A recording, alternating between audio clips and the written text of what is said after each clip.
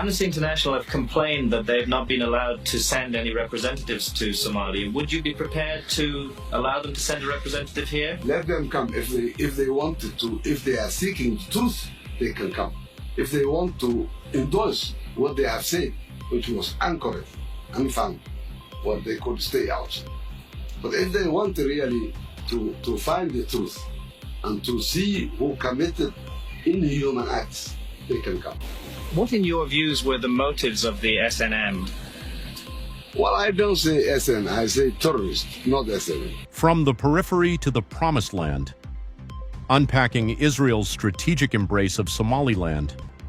Today, the Republic of Somaliland will be a great day to realize one of its major strategic goals with the help of an important international friend who is ready to become a real strategic partner.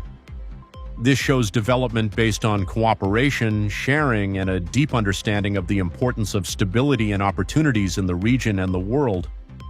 President Abdurrahman Mohammed Abdullahi Ero visited Israel, where he met with the Prime Minister, Foreign Minister, and Economy Minister, had dinner with leaders of Israel's biggest companies and international investors, and visited 3 historic sites: Mount Herzl, where he laid flowers, Yad Vashem, where he learned about the Holocaust, and the Grove of Nations, where he planted a tree as a symbol of lasting friendship.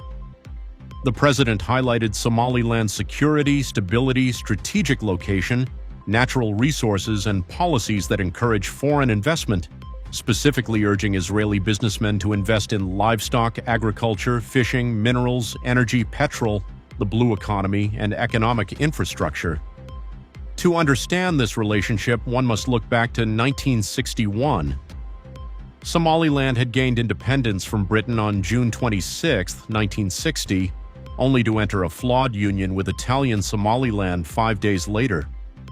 The Act of Union was ratified in the north but not in the south, making the merger constitutionally defective from the start. By 1961, during Somaliland's isolation from Somalia, Israel, under David Ben-Gurion's Periphery Doctrine, was seeking alliances with non-Arab entities to break the Arab League's stranglehold. While no evidence shows Israel orchestrated the 1961 boycott, the rising discontent against Mogadishu set the stage for decades of tension. This tension exploded in the 1980s under Mohammed Siad Barre. The claim that Siad Barre called Somalilanders Jews was part of his brutal Isaac genocide, where using Jew as an insult dehumanized the separatists within the Muslim world.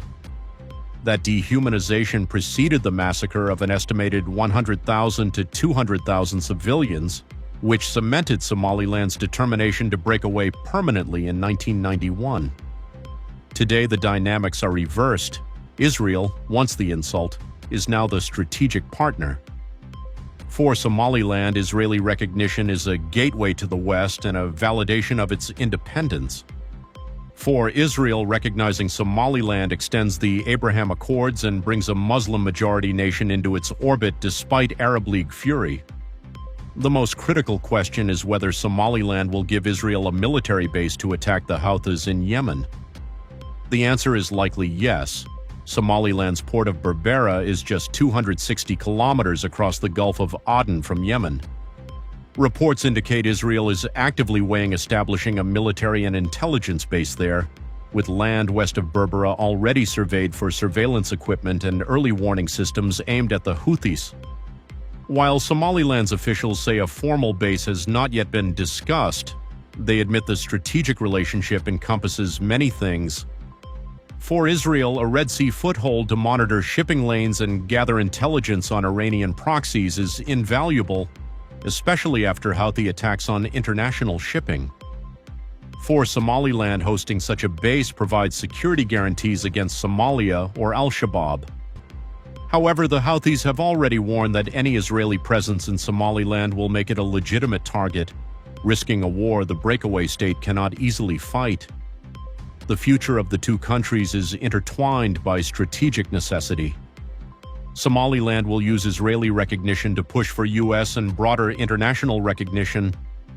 Israel will use Somaliland's ports to project power toward the Bab el-Mandeb Strait, pressuring Egypt and Saudi Arabia by showing that if they do not cooperate, Israel will find allies elsewhere in the Horn of Africa.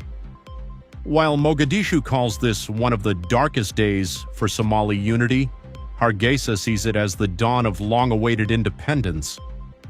The tree planted at the Grove of Nations is not merely symbolic. It anchors a military, economic, and political relationship that will reshape the Red Sea balance of power.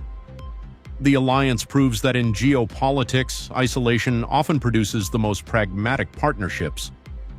Somaliland, abandoned by the Arab world for decades, has finally found its strategic partner in Jerusalem, partner in